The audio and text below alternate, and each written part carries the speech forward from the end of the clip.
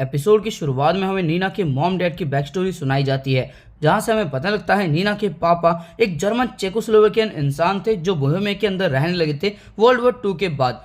परिवार में वो सबसे बड़े बेटे थे। उन्होंने मिलिट्री स्कूल से ग्रेजुएशन किया था और वो एक इलाइट सोल्जर थे और अपने देश का फ्यूचर भी इनके ऊपर डिपेंड करता था। इनका नाम था खैर। इनके नाम से कोई फर्क नहीं पड़ता। इसके बाद हमें नीना की मॉम के बारे में बताया जाता है। हमें पता लगता है मोरावियन एलिमेंट्री स्कूल टीचर की बेटी थी नीना की मॉम। वो बहुत ज़्यादा खूबसूरत थी, सुनहरे बाल थे और ब्लू आइज थी। बोर्नो यूनिवर्सिटी में इन्होंने अपना जेनेटिक इंजीनियरिंग कंप्लीट किया था। अपने टीचर की ये उम्मीद थी। इनका नाम था खैर। इनके नाम से भी कोई फर्क नहीं पड़ता। नीना के मॉम डैड प्रैग के एक कैफे में मिलते हैं। पहली नज़र में ही इन्हें प्यार हो जाता है और बहुत जल्दी नीना की मॉम प्रेग्नेंट भी हो जाती है। इसके बाद नीना के डैड सच्चाई बताते हैं। वो बताते हैं कि दरअसल ये एक मिशन में है, ये एक एक्सपेरिमेंट कर रहे थे जिसके अंदर 2 कपल को लिया जाता है जो बहुत ही ज़्यादा इंटेलिजेंट हो, फिजिकली स्ट्रांग हो और सारी काबिलियत उनके अंदर हो, और उनके बच्चों के साथ ये कुछ करने वाले हैं। इंटेलिजेंट लोगों के साथ ऐसा होने वाला होता है, इसीलिए ये सिर्फ इंटेलिजेंट कपल को ही ढूंढ रहे होते हैं और ये एक्सपेरिमेंट देश के अंदर बहुत सारे कपल के साथ हो रहा होता है। नीना के डैड ने बिल्कुल वैसा ही किया जैसा उन्हें कहा गया था मिशन को कंप्लीट करने के लिए, लेकिन नीना के डैड अब और ये सब नहीं करना चाहते, इसलिए वो कहते हैं चलो यहाँ से भाग चलते हैं। ये लड़की भी राजी हो जाती है और दोनों यहाँ से भागने लगते हैं,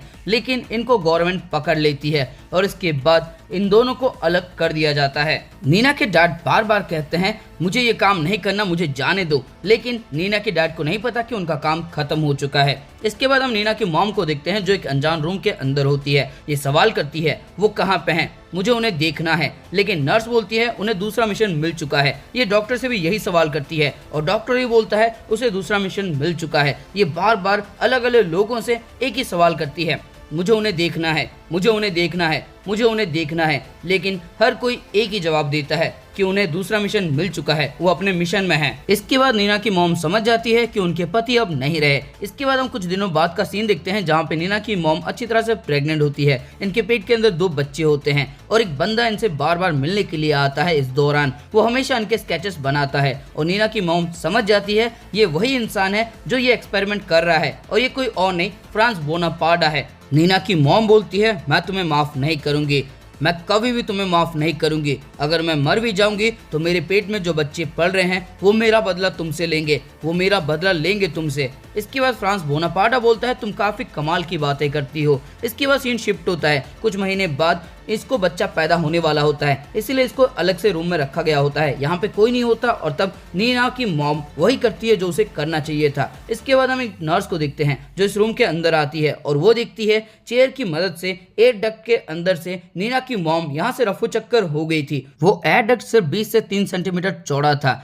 नीना की मॉम की बॉडी बहुत भारी हो चुकी थी प्रेगनेंसी की वजह से और उन्हें लेबर पेन भी हो रहा था। इसके बावजूद वो घसीटते हुए इस फैसिलिटी से बाहर निकल जाती है, लेकिन उनकी किस्मत खराब होती है। गेट के थोड़े दूर जाते ही वो बेहोश हो जाती है, उनका वाटर ब्रोक हो जाता है। इसके बाद दोनों बच्चे पैदा हो जाते हैं। पीटर चपैक बोलता है ये बच्चे कितने ज़्यादा खूबसूरत हैं, यही बच्चे इंसानी रेस को लीड करेंगे, यही इंसानियत की लीडर बनेंगे, कितने खूबसूरत हैं ये बच्चे। इसके बाद नीना की मॉम बोलती है मैंने इन बच्चों के नाम के बारे में सोचा है। तब फ्रांस बोनापार्टा बोलता है ये बेकार की चीज़ें सोचना बंद कर दो। नीना की मॉम बोलती है मैंने इनका नाम सोचा है, इनका नाम है, और तभी फ्रांस बोनापार्टा बोलता है इन्हें नाम की कोई ज़रूरत नहीं, तुम्हें इन्हें नाम देने की कोई जरूरत नहीं। इसके बाद नीना की मॉम बार बार बोलती है उन्हें नाम दो, उन्हें नाम दो, इन बच्चों को नाम दो, और तब बोनापार्टा बोलता है इसकी जरूरत नहीं, घबराओ मत, इन बच्चों को नाम की जरूरत नहीं है। इसके बाद हम रियल टाइम में आते हैं जहाँ पे पीटर चपैक बोलता है योहान ने फ्रांस बोनापार्टा के बारे में पूछा। उसने पूछा फ्रांस बोनापार्टा कहाँ पे है। इसके बाद नीना हैरान हो जाती है और बोलती है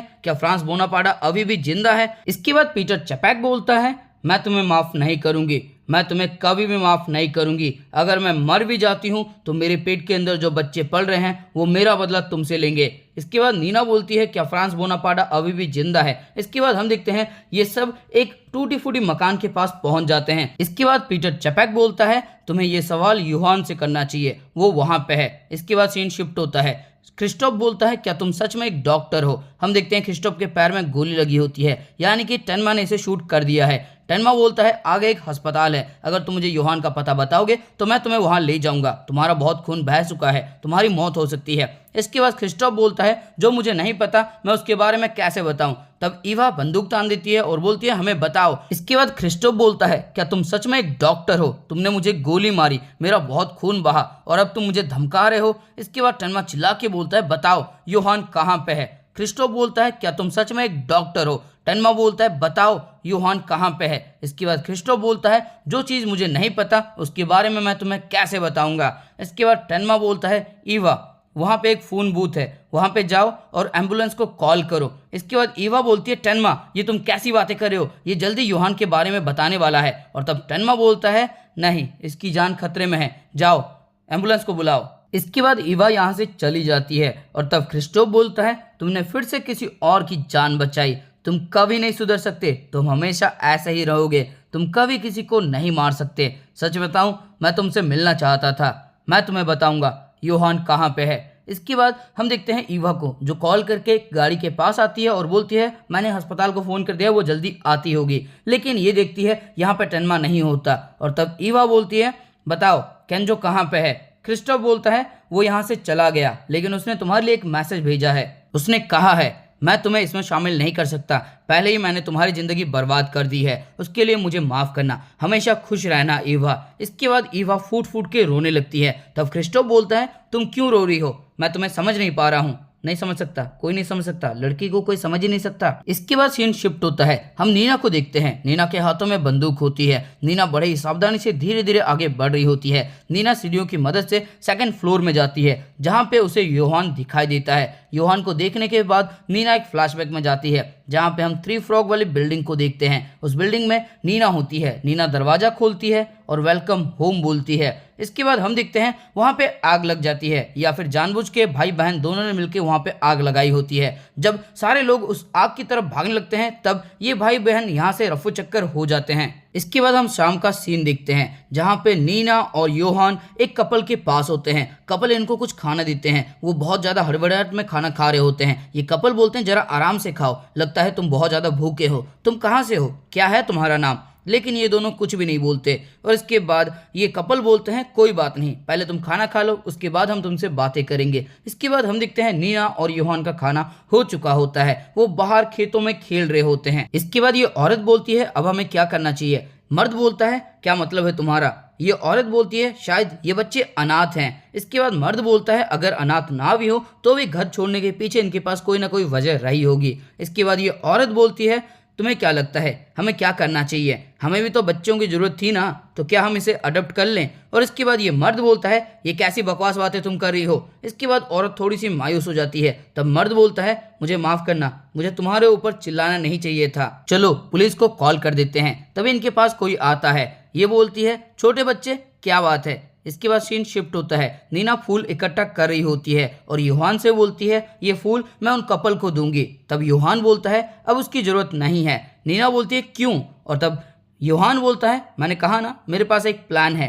योहान अपना हाथ आगे बढ़ाता है, नीना इसका हाथ पकड़ने वाली होती है लेकिन तभी योहान इसका हाथ छोड़ देता है और आगे भागने लगता है। नीना भी हंसी मजाक में उसके पीछे भागने लगती है। खेल खेल में ये यहाँ से निकल जाते हैं लेकिन हम देखते हैं खून के छींटे घास के ऊपर पड़े होते हैं। दोनों कपल की मौत हो चुकी होती है। और तुम्हें हिंट चाहिए क्या किसने मारा। इसके बाद हम रियल टाइम में आते हैं जहाँ पे योहान बोलता है आखिरकार हम मिल ही गए। पिछली बार जब मैं रेड रोज मैंसन से थ्री फ्रॉग बिल्डिंग में आया था तब तुमने मुझे वेलकम होम कहा था, आज मेरी बारी है, मैं कहता हूँ वेलकम होम। तुम्हारे 20वें बर्थडे पे मैं हेडलबर्ग आया था तुमसे मिलने के लिए। इसके बाद नीना बोलती है मुझसे मिलने के लिए, तुम वहां पे मारने के लिए आए थे। तुमने फोर्टनर, लीवर्ट और जिन लोगों ने भी हमारे ऊपर दया दिखाई उन सबको तुमने मार दिया, तुमने उन सबको मारा है। इसके बाद हम एक और फ्लैशबैक में जाते हैं जहाँ पे योहान ने नीना के मॉम डैड को मार दिया होता है। माउरर के मुंह में एक सिगरेट होता है और टेनमा फूट फूट के रो रहे होते हैं और बोलते हैं माउरर जिंदा हो जाओ। इसके बाद हम रियल टाइम में आते हैं जहाँ पे हम देखते हैं टैक्सी के अंदर टेनमा होते हैं और तब ड्राइवर बोलता है हे मैंने पूछा आज का दिन काफ़ी ज़्यादा बढ़िया है ना। और तब टेनमा हाँ बोलते हैं और बोलते हैं क्या तुम प्लीज़ थोड़ा और तेजी से गाड़ी चला सकते हो। और हम देखते हैं टेनमा के हाथों में बंदूक होती है। इसके बाद हम एक और फ्लैशबैक में आते हैं जहाँ पे छोटे योहान के सर में गोली लगी होती है। टेनमा बोलता है घबराओ मत, मैं तुम्हारी जान बचा लूंगा। इसके बाद हम नीना को देखते हैं जिसके हाथ में बंदूक होती है। तभी योहान अपने माथे के ऊपर उंगली रखता है और बोलता है मुझे गोली मार दो, और नीना बिल्कुल वैसा ही करती है। इसके बाद हम रियल टाइम में आते हैं जहां पे योहान अपना आइकॉनिक पोजीशन लेता है। वो अपनी उंगली अपने माथे पे रखता है और बोलता है क्या तुम मुझे आज भी गोली मार दोगी जैसे तुमने मुझे पहले मारा था? और तब नीना बोलती है हाँ, मैं सब कुछ यहीं पे खत्म कर दूंगी, मैं तुम्हें मार दूंगी, यहीं पे तुम्हारा द एंड होगा। इसके बाद योहान बोलता है द एंड? क्या है ये the end? The end, the end, the end, the end, ये एंड मैं बहुत बार देख चुका हूँ, क्या है ये द एंड? इसके बाद नीना बोलती है मैं सब कुछ यहीं पे ख़त्म कर रही हूँ, मैं तुम्हें यहाँ पे मार दूंगी और मैं खुद भी मर जाऊंगी, सब कुछ यहीं पे ख़त्म होगा। तुमने ये देखा है ना, बताओ तुमने क्या देखा है, तुमने क्या देखा है बताओ। लेकिन योहान कुछ भी नहीं बोलता, वो एकदम शांत होता है। इसके बाद हम देखते हैं टेनमा को जो आगे बढ़ रहा होता है। इसके बाद नीना फिर से बोलती है तुमने सच में कुछ नहीं देखा, तुम्हें कुछ नहीं पता ना, मैं तुम्हें बताती हूँ, लेकिन ये बहुत भयानक कहानी है। इसके बाद ये एक और फ्लैशबैक में जाती है जहाँ पे नीना दरवाज़ा खोलती है और बोलती है मैं घर वापस आ गई। तो दोस्तों इसी के साथ ये एपिसोड हो जाता है ख़त्म। तो दोस्तों इस एपिसोड के अंदर आपको कुछ भी अच्छा लगा या फिर मज़ा आया हो तो इस वीडियो को लाइक करो, और दोस्तों कमेंट करके बताओ कि इस एपिसोड को आप 10 में से कितने नंबर देना चाहेंगे। और दोस्तों अगर आपको इसके आगे के एपिसोड जल्द से जल्द चाहिए तो इस वीडियो को अपने दोस्तों के साथ या फिर किसी एनिमे लवर के साथ शेयर कर देना, और साथ में अगर चैनल पर नए हो तो फिर चैनल को सब्सक्राइब करो, और उसके बाद घंटा या फिर घंटी जो भी तुम्हें दिखेगा उसको एकदम जोरों से बजा देना जैसे कि वो ऑल पे सेट हो जाए। और अगर तुम सब्सक्राइब नहीं करोगे तो तुम्हारे पास पीटर चैपैक, फ्रांस बोनापार्टा और योहान को भेज दूंगा।